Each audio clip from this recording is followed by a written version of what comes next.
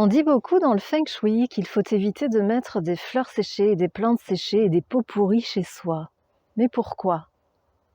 Bonjour et bienvenue dans cette vidéo. Je vais vous expliquer les raisons de pourquoi on parle beaucoup de ça dans le feng shui et beaucoup dans les livres de feng shui. Malheureusement, au risque de déplaire aux créateurs qui prennent un plaisir à colorer et à rendre jolis les squelettes des fleurs et des plantes, eh bien oui, comme je viens de le dire, ce sont des squelettes de plantes, de fleurs qui sont mortes. Leur vibration est donc basse, lourde. Il n'y a plus d'énergie vitale dedans.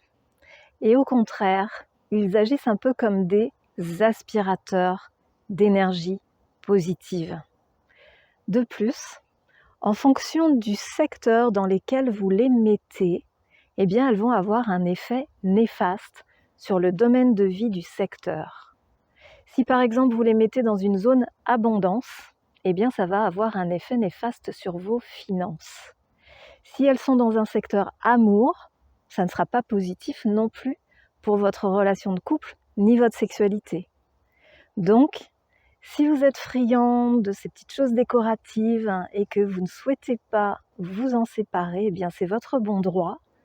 Mais ça ne vous apporte pas de choses positives pour votre épanouissement et pour votre essor.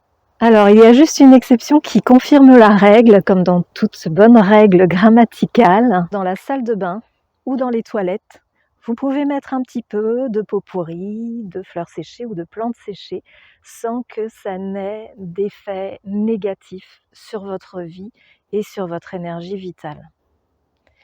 Donc, dans les autres pièces de la maison, vous évitez, mais vous pouvez en mettre un petit peu dans la salle de bain ou dans les toilettes. J'espère vous avoir apporté un éclairage dans cette vidéo. Si c'est le cas, je vous invite à cliquer sur le petit pouce au bas de la vidéo et à vous abonner à ma chaîne de manière à pouvoir accéder plus facilement à d'autres contenus vidéo sur le Feng Shui. C'était Anne-Sophie Nicolas, experte Feng Shui depuis les années 2001.